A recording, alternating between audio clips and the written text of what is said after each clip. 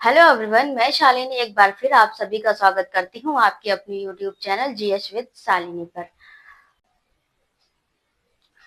तो आज हम पढ़ने वाले हैं एग्जाम में बार बार पूछे जाने वाले, जो कि एसएससी, सीजीएल और यूपीएससी, पीसीएस इन सभी एग्जाम्स में बार बार पूछे जाते हैं। वो ऐसे मोस्ट इम्पॉर्टेंट सवाल हैं। तो चलिए हम पढ़ना शुरू करते हैं। देखिए, हमारा आज का पहला सवाल है, संविधान कब लागू हुआ? तो देखिए, संविधान को 26 नवंबर 1949 को एडॉप्ट किया जाता है और 26 जनवरी 1950 को लागू किया जाता है। इसको इसी दिन 26 जनवरी 1950 से भारत जो है पूरी तरह से गणराज्य बना था। इसके बाद एक इसमें और इम्पोर्टेंट सवाल आता है, मैं देखिए आपको लिख के बता देती हूँ। भारत इसी दिन पूरी तरह से पूर्ण गणराज्य बना।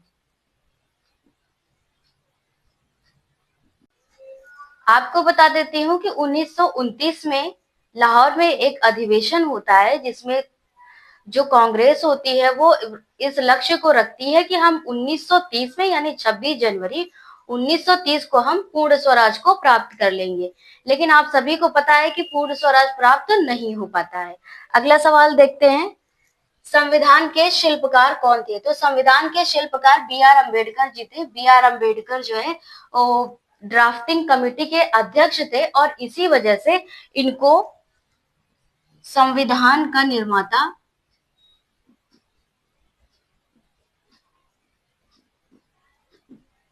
कहा जाता है।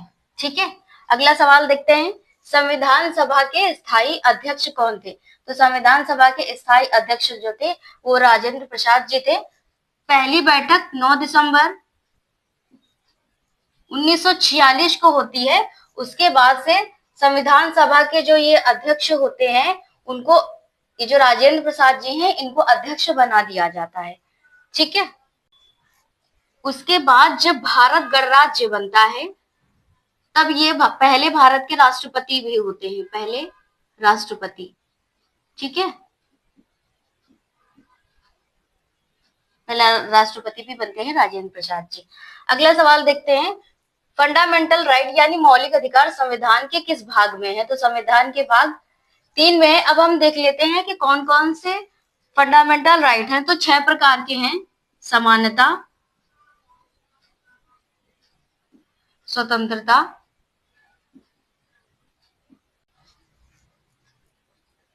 स्वतंत्रता का अधिकार, समानता का अधिकार और शोषण के विरुद्ध अधिकार।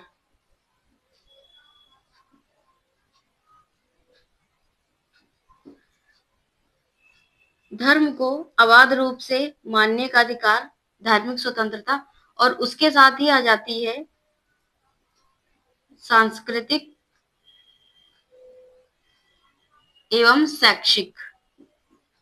ठीक है, धार्मिक और शैक्षिक स्वतंत्रता। आगे चलकर हम इसको और एक्सप्लेन करेंगे। इसके साथ ही एक बचता है, यहाँ पर लिखते हैं, संवैधानिक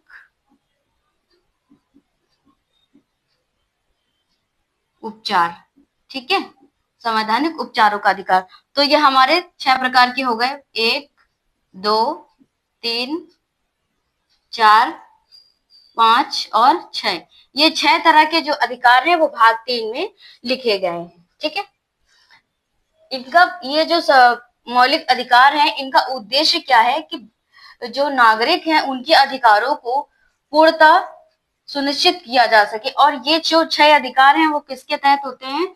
सुप्रीम कोर्ट आर्टिकल 32 के तहत इनको रिट के माध्यम से, रिट कैसी होती है? रिट 5 तरह की रिट होती हैं, उनके माध्यम से इनको गारंटी देता है कि हम आपके इन मौलिक अधिकारों की सुरक्षा करेंगे। हम राज्यसभा का स्थायी अध्यक्ष कौन होता है? तो कौन होता है? उपराष्ट्रपति जी होते हैं।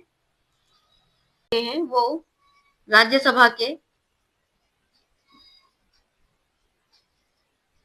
एक्स ऑफिशियो चेयरमैन होते हैं। ठीक है,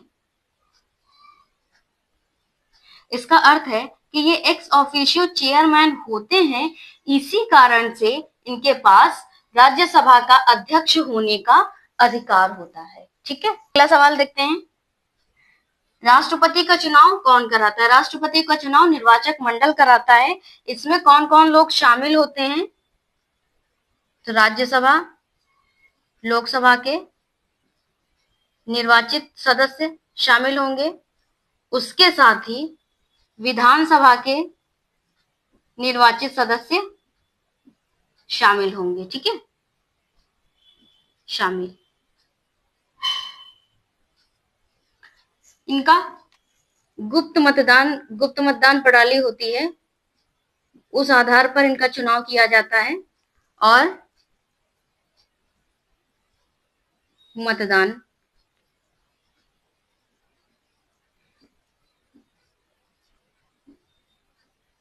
के आधार पर राष्ट्रपति का चुनाव किया जाता है।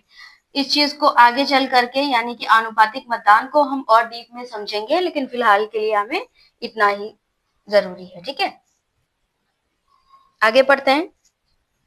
भारतीय सर्वोच्च न्यायालय लिखना चाहिए था मुझे। सर्वोच्च न्यायालय कहाँ पर स्थित है? तो ये न्यू दिल्ली में स्थित है। ठीक, पहली चीज तो ये क्या करता है? संविधान की रक्षा करता है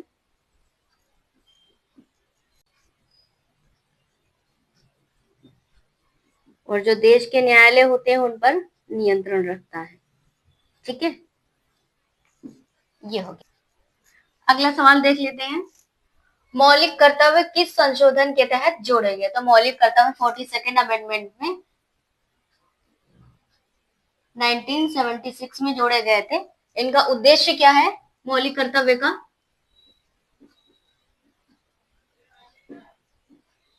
नागरिकों को उनके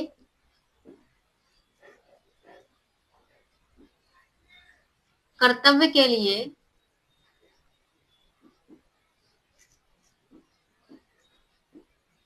जागरूक बनाना, जैसे राष्ट्रीय ध्वज, राष्ट्रीय गान और राष्ट्रीय गीत का सम्मान करना। ठीक है, अगला सवाल देख लेते हैं।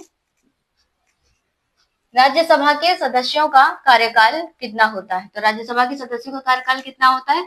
6 वर्ष होता है और प्रत्येक 2 साल में 1/3 मेंबर रिटायर्ड हो जाते हैं। ठीक है, रिटायर्ड हो जाते हैं। इससे क्या होता है, जो राज्यसभा का जो कार्य है वो पूरी तरह से मेंटेन रहता है। ठीक है, अगला सवाल देखते हैं। भारत में चुनाव कौन कराता है? तो भारत में चुनाव इलेक्शन कमीशन कराता है। स्थापना 25 जनवरी 1950 को होती है और यह एक स्वतंत्र संवैधानिक निकाय है। ठीक है, स्वतंत्र संवैधानिक निकाय है। अब आप लोगों से मेरा एक सवाल रहेगा कि आप लोग मुझे कमेंट बॉक्स में बताइए कि इलेक्शन कमीशन कौन से आर्टिकल में उल्लिखित है। ठीक है, अगला सवाल पढ़ते हैं। लोकसभा के अध्यक्ष को क्या कहा जाता है? तो लोकसभा के अध्यक्ष को स्पीकर कहा जाता है और ये लोकसभा के कामकाज को मेंटेन करता है। ठीक है, बैठक करवाता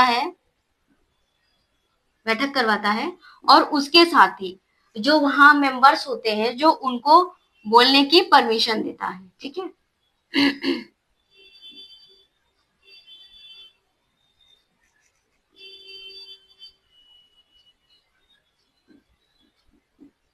परमिशन देता है। ओके, अगला सवाल देखते हैं।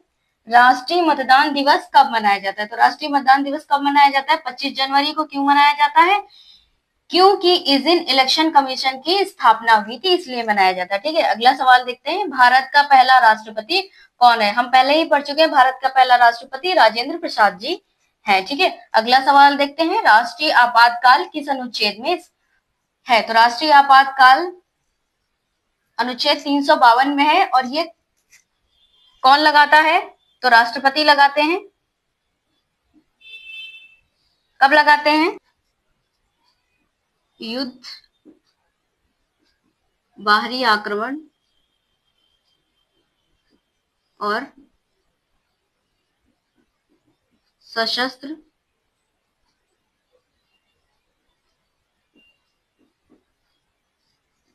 विद्रोह जैसी परिस्थितियां उत्पन्न हो जाती हैं, उस समय राष्ट्रीय आपातकाल लगाया जाता है राष्ट्रपति द्वारा। ठीक है, इसमें क्या क्या प्रभाव होते हैं राष्ट्रीय आपातकाल लगाने के? राज्यों की शक्तियां केंद्र के हाथों में ज्यादा चली जाती हैं और इसके साथ होता है कि कुछ मौलिक अधिकार ऑटोमेटिक निलंबित हो जाते हैं। ठीक है, अगला सवाल देखते हैं। अच्छा, मैं लिख देती हूँ। शक्तियां केंद्र के पास अधिक हो जाती हैं। ठीक है, अगला सवाल देखते हैं। भारतीय संविधान किस प्रकार का है? तो आप सबको पता है कि भारत का संविधान दुनिया का सबसे बड़ा संविधान है और लिखित संविधान भी है, जबकि हम देखते हैं इंग्लैंड में वहां का संविधान लिखित नहीं है। ठीक, हमारा संविधान क्यों इतना लंबा है? क्योंकि इसमें शासन व्यवस्था,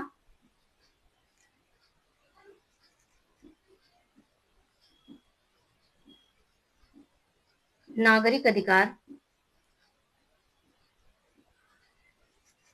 आदि को बहुत विस्तृत रूप से लिखा गया है। इस वजह से हमारा संविधान बड़ा हो जाता है। तो हमारे कुछ सवाल रह गए थे, तो हम उनको इस स्लाइड में देख लेते हैं।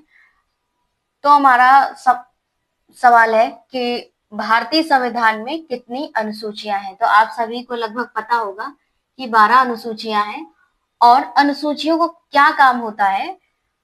अनुसूचियां संविधान में लिखे किसी भी सब्जेक्ट को स्पष्ट और व्यवस्थित बनाती हैं। ठीक है, अगला सवाल देखते हैं। यहाँ पे लिख देते हैं, स्पष्ट प्लस व्यवस्थित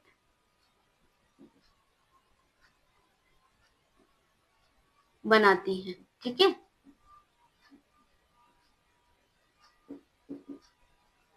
अगला देखते हैं, संविधान निर्माण में कितना समय लगा?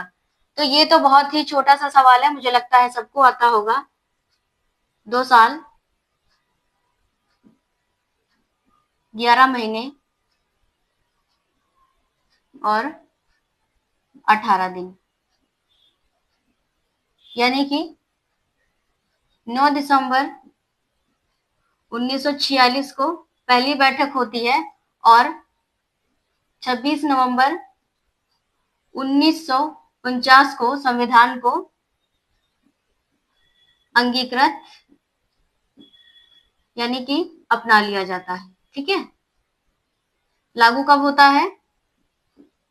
लागू होता है 26 जनवरी 1950 को।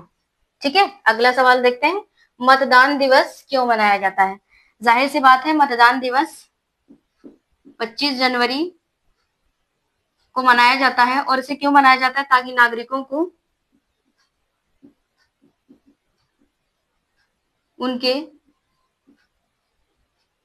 वोट के महत्व को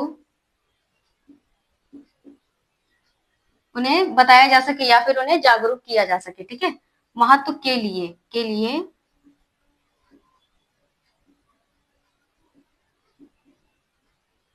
उन्हें जागरूक किया जा सके। ठीक है, अब आप लोगों के लिए एक अंत में सवाल रहेगा कि संविधान सभा की पहली बैठक कब हुई थी? मुझे उम्मीद है कि आप सभी लोग इस सवाल को कमेंट बॉक्स में जरूर बताएंगे, इसका जवाब जरूर देंगे। तो हम मिलते हैं अगले वीडियो में, तब तक आप लोग पढ़ते रहिए और मुझे अपना फीडबैक जरूर दीजिए कि क्लास में जो सवाल थे वो तो थे। देखिए, ये क्वेश्चन जो है वो आपको कहीं पर भी मिल जाएंगे क्योंकि ये PYQ है। ठीक है, आप किसी भी वेबसाइट पे जाएंगे या फिर AI करेंगे तो आपको बहुत इजीली अवेलेबल हो जाएंगे।